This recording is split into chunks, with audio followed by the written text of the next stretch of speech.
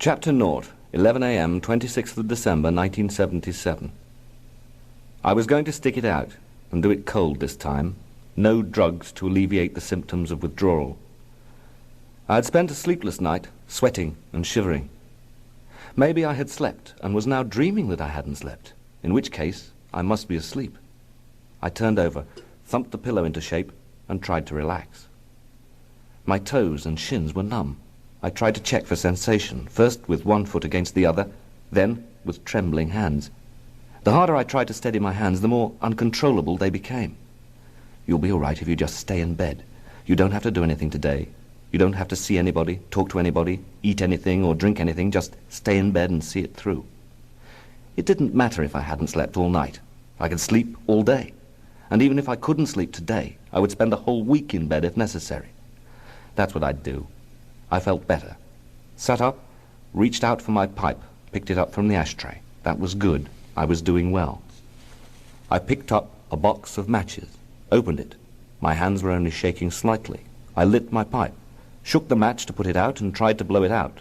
Dropped my pipe, threw the match into the ashtray and watched it burn out.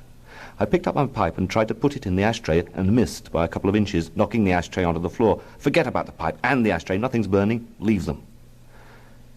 I relaxed back onto my pillow, but dodged suddenly as an angle-poised lamp prepared to attack me, but then didn't.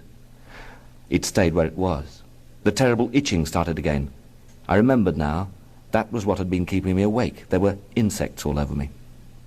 In the hall outside, I could hear the clock, the soft, comforting, regular tock. There was no tick. The clock was just saying, tock. I listened hard for the tick. It wasn't there, and of course I knew why. I had become so infuriated at the regularity of its thumping message, not tick-tock, but breeze-block, breeze-block, breeze-block. I'd even tried to change it to teapot, teapot, that I had carried the clock into another room, covered it with pillows, and gone back to bed, closing both doors. That was why I could only hear the soft, distant tock, tock, tock, tock, tick-tock, tick-tock, tick-tock, breeze-block, breeze-block. Oh, Christ, leave me alone. I buried my head in the pillows. I could hear nothing. I listened hard. Nothing. Except the distant breeze-block, breeze-block. I sat up. The bedroom door was open. The clock still on the landing. I remembered bumping into it as I lurched past it after throwing up the last time. And the pillows, they were still on the bed. It must have been a dream, so I had slept. Right then. I'll get up and go downstairs and just spend the rest of the day watching television. There's going to be no one around except John, David, and Batch. They've all seen me with the shakes before, and I've told everyone else that I'll be away for Christmas. When you're not sure whether you're going to throw up or not, the last thing you need is someone fussing. Are you all right? You look a bit pale. Would you like a nice cup of tea and perhaps a thin slice of toast with a poached egg on top? I was about to make the decision to get out of bed when David came in and asked me how I was. And was there anything I wanted, like a nice... No, I snapped. But the words for the rest of the sentence, though formed in my head, just would not articulate themselves. I'll just leave moment later. Get up, be fine. Dishy water? No, yes. He plumped up the duvet. I flinched. It was out to get me, in league with the clock and the table lamp and the pipe and the ashtray and the matches. You just stay there, he said, and very sensibly left the room. David, curtains, light. The curtains were still drawn, but there was a chink at the top through which a laser beam from the outside world was threatening me.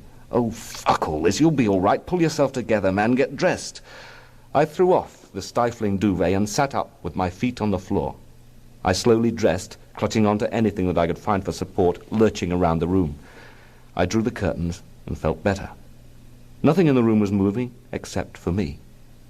I picked up my pipe and lit it. This simple, for me, automatic action gave me confidence. I composed myself.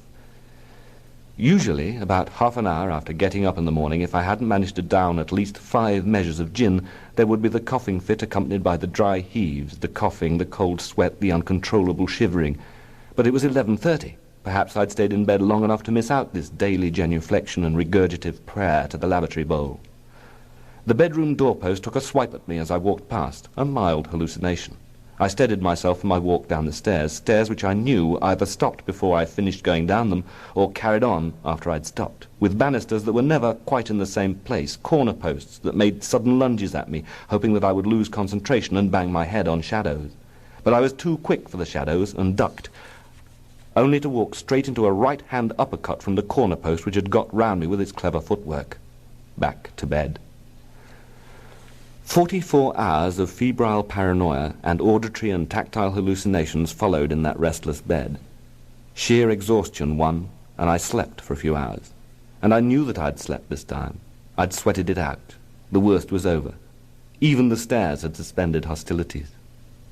I managed to drink a cup of tea, keep down some vitamin pills, and a slice of toast with a poached egg on it.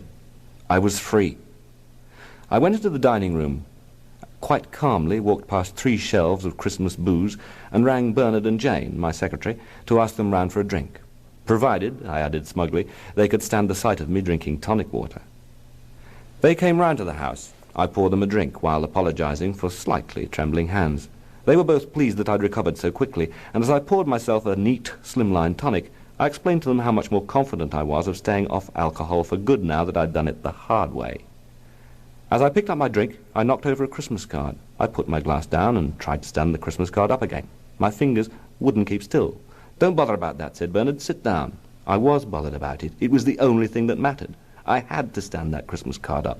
The harder I tried, the worse I shook. "I'm all right." The shaking was now a rhythmic shuddering, which turned into a sudden spasm, and I fell to the ground, taking with me a pile of glasses, bottles, and Bernard.